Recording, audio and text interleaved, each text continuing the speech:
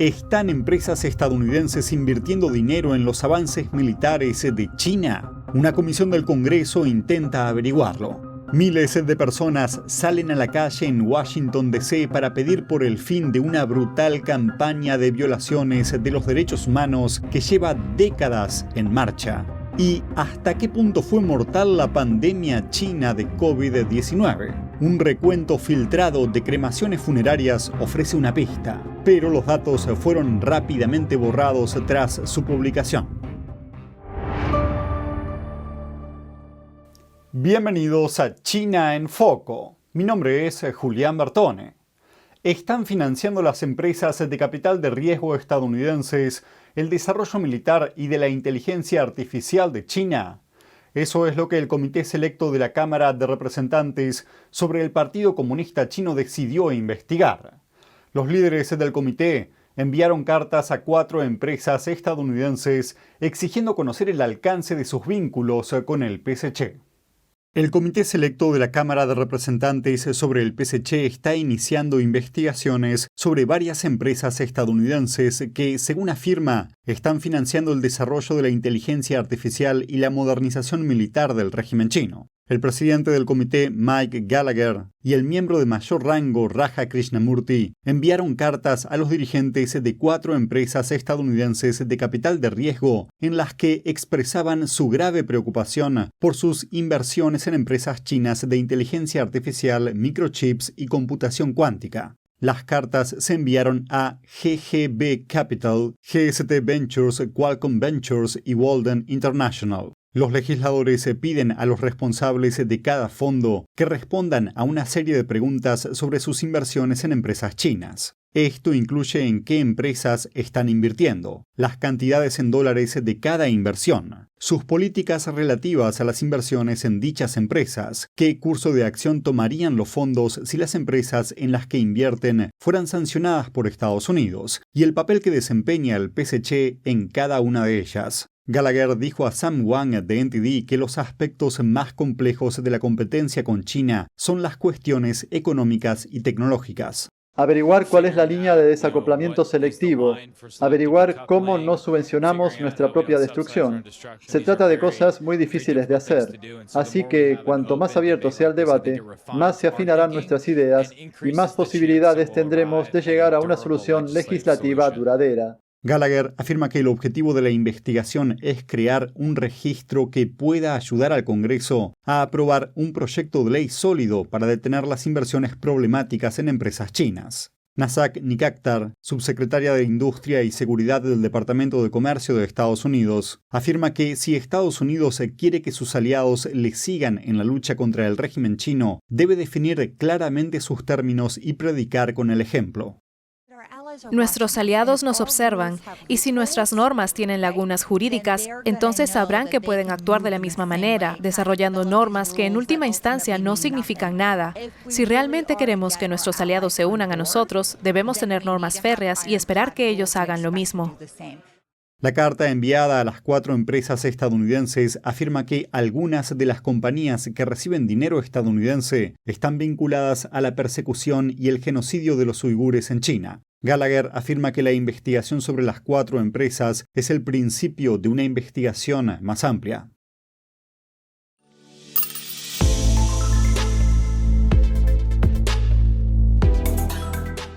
Una gran multitud se congregó ayer en Washington, D.C. Practicantes de meditación están pidiendo por el fin de 24 años de persecución del Partido Comunista Chino contra Falun Dafa. La práctica se basa en los principios de verdad, benevolencia y tolerancia.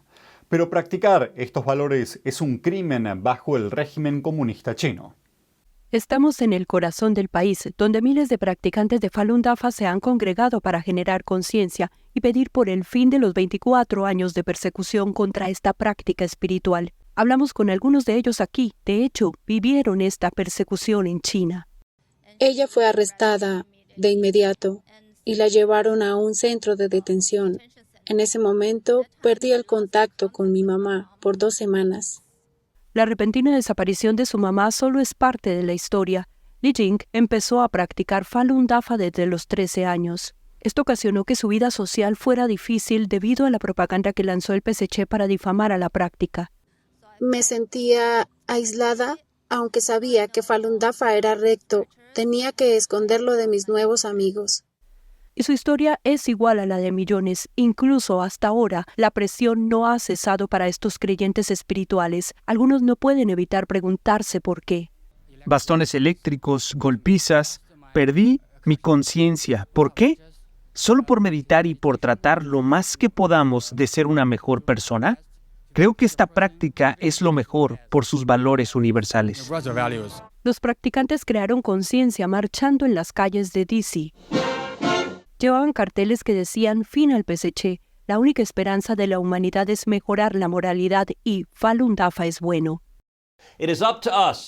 Depende de nosotros alzar nuestra voz para aquellos perseguidos en China y que se oigan nuestras voces. También sabemos que hay cada vez más evidencia de que el PSC incluso está sustrayendo órganos de los grupos religiosos y minorías étnicas en todo el mundo. Hace poco la Cámara aprobó un proyecto de ley para responsabilizar al PSC por la sustracción forzada de órganos, de la cual los practicantes de Falun Dafa son las víctimas más recurrentes. El proyecto sobre la sustracción forzada de órganos tiene la posibilidad más realista de ser aprobada y enviada al presidente para que se promulgue.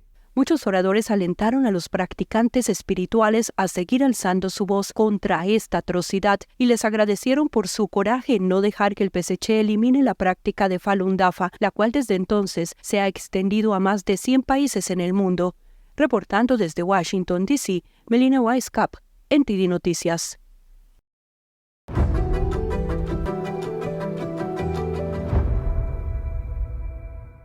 Un panel de debate en el Instituto Hudson dio detalles sobre la represión del Partido Comunista Chino dentro del territorio estadounidense. Esto ocurre en medio del 24º aniversario de la persecución del régimen chino contra los practicantes de Falun Gong en toda China. Un alcalde de un pequeño pueblo a las afueras de San Diego, como muchos alcaldes en todo Estados Unidos, recibió una carta del consulado en Los Ángeles diciéndole que no apoye a Falun Gong y que no hablara en contra de la persecución. El hombre que habla es Levi Brody, fundador y director ejecutivo del Centro de Información de Falun Dafa. Dijo que existe una persecución que empezó en el otro lado del mundo, pero que ahora se abre camino sin control en los Estados Unidos. Todo lo que han estado haciendo contra Falun Gong en los últimos 24 años es realmente un caso de estudio sobre lo que están empezando a hacer y han estado haciendo a otros grupos, incluyendo a funcionarios americanos. Falun Gong, también conocido como Falun Dafa, es una práctica espiritual que consiste de 5 ejercicios suaves y lentos. Los practicantes siguen las enseñanzas básicas de verdad, benevolencia y tolerancia. La práctica fue fundada por el señor Li Hongzhi en 1992 y ganó popularidad muy rápidamente. Pero el 20 de julio de 1999, el Partido Comunista Chino inició una cruel persecución a escala nacional, utilizando la prensa estatal para difamar la práctica y creando una nueva unidad policial para perseguir y realizar arrestos. Miles de practicantes fueron torturados e incluso asesinados por sus creencias. La persecución continúa y el régimen chino intenta exportarla. La abogada de derechos humanos Nina Shea dijo que está por todo Estados Unidos. Hubo una comisaría policial que el FBI allanó en octubre de 2022 y cerró. Pero tengo entendido que hay otras comisarías y centros adjuntos por todo el país. Quizás 8, quizás más, quizás menos, no lo sabemos. La comisaría a la que se refiere se llamaba American Changle Association, un edificio de oficinas situado en la parte baja de Manhattan. Las autoridades dijeron que se trataba de un cuartel policial del PSC que operaba en nombre de una estación de servicio destinada a perseguir a los disidentes chinos en el extranjero. El panel de debate ha instado a Washington a tomar medidas legislativas contra la invasión del PSC en suelo estadounidense, informando desde Washington, D.C., Sam Wan, NTD Noticias. Saludos desde En Primera Plana, de NTD, el lugar donde buscamos respuesta a tus preguntas, donde tocamos los temas que importan, que impactan nuestras vidas, y no solo vamos a tocar la superficie. Nuestra misión es que tú entiendas profundamente lo que está ocurriendo en nuestras comunidades. Estamos aquí para que no te pierdas lo importante. Míranos en YouTube y en Epoch TV de The Epoch Times en español, de lunes a sábado a las 10:30 de la noche, hora del este. Te esperamos. Hasta pronto. Un acalorado debate tuvo lugar en el Capitolio. Legisladores interrogaron a varios funcionarios de la administración Biden sobre su estrategia respecto a la China comunista. Miremos los detalles. El Comité Selecto de la Cámara de Representantes sobre el Partido Comunista Chino celebró el jueves una audiencia en la que se abordó el enfoque actual de la administración Biden en sus relaciones con el PSC. El presidente del comité, el republicano Mike Gallagher, comenzó elogiando varias de las medidas políticas de la administración en su trato con China. Secretary of State Blinken reiterated the determination that the CCP was committing genocide in Xinjiang. The administration levied historic export controls on advanced U.S. semiconductors and equipment going to the PRC. The administration then succeeded in aligning its policy with critical allies.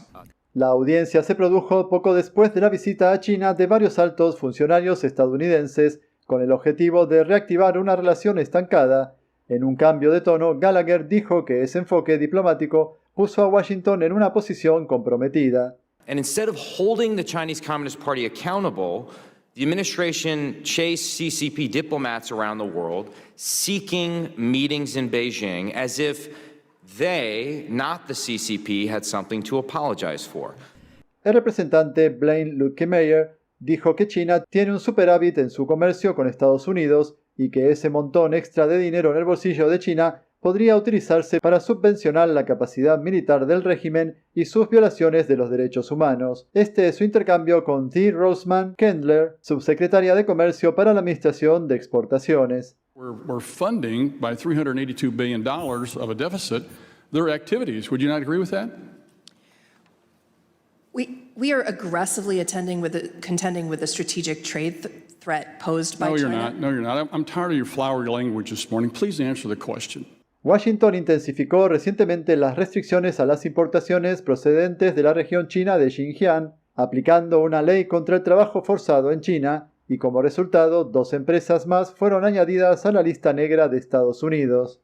A pesar de todos los momentos acalorados, el presidente Gallagher dijo que tanto republicanos como demócratas luchan por la misma causa, informando desde el Capitolio San Juan, Noticias NTD. Un acontecimiento militar está haciendo saltar las alarmas en Occidente. Para mejorar su cooperación militar, las fuerzas navales chinas y rusas están realizando ejercicios conjuntos en el mar de Japón. Las operaciones llevadas a cabo por la Armada rusa y la Fuerza Naval del Ejército Popular de Liberación chino refuerzan la cooperación internacional entre ambos países. Según la prensa estatal china, más de 10 buques de guerra y más de 30 aviones militares fueron desplegados en el simulacro. Mientras tanto, la invasión de Rusia en Ucrania cumplió 16 meses. El sangriento conflicto fue ampliamente criticado por Occidente. Con el objetivo de detener el ataque ruso, los países democráticos vienen reprimiendo a Moscú con medidas que golpean la economía, la tecnología y el ámbito militar del país. Pero China parece optar por un enfoque opuesto. En lugar de ello, China mantiene una sólida cooperación con Putin y acusa a Occidente de tomar medidas injustas con Rusia.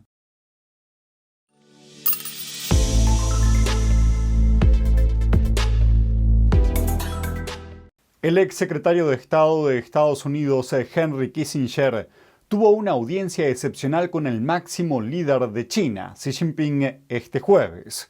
Según la cadena estatal china CCTV, el centenario ex diplomático fue recibido en la casa de huéspedes de Diaoyutai, un complejo normalmente reservado a dignatarios extranjeros.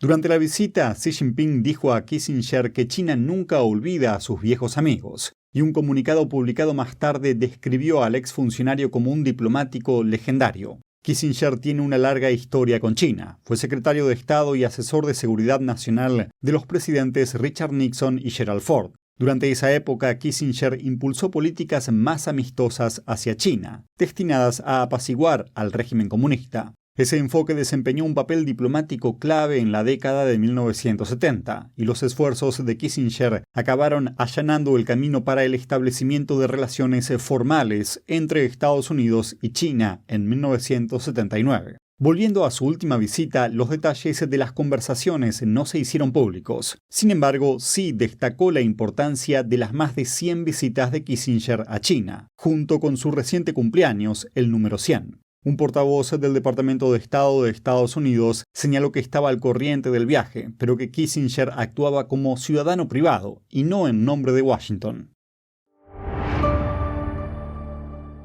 Cada minuto que pasa, el mundo está cambiando vertiginosamente. NTD Noticias le trae información objetiva, veraz y sin agendas ocultas.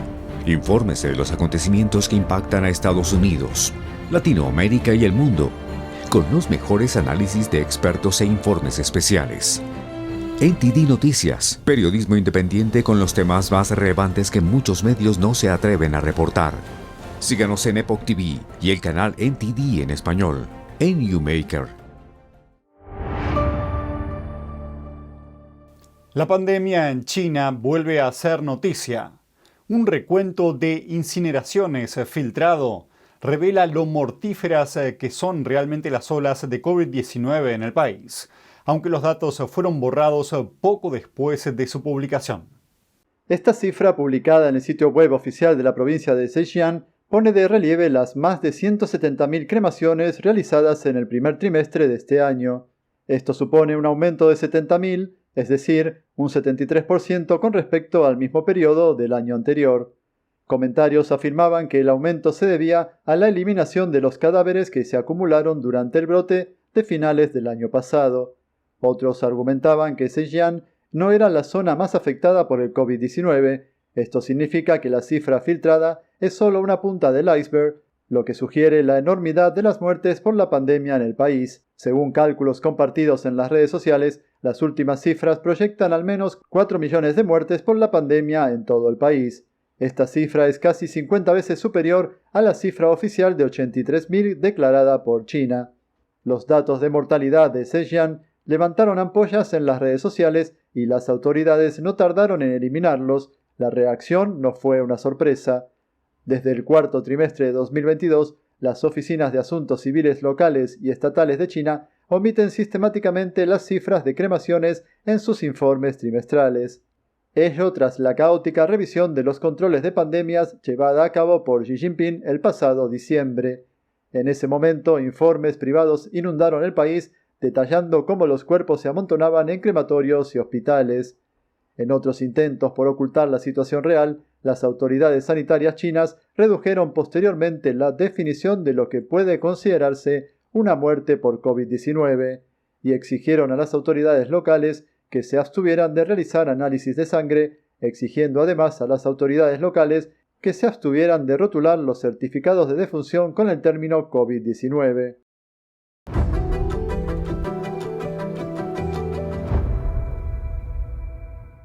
Y eso es todo por hoy en China en Foco. Gracias por acompañarnos y nos vemos la próxima.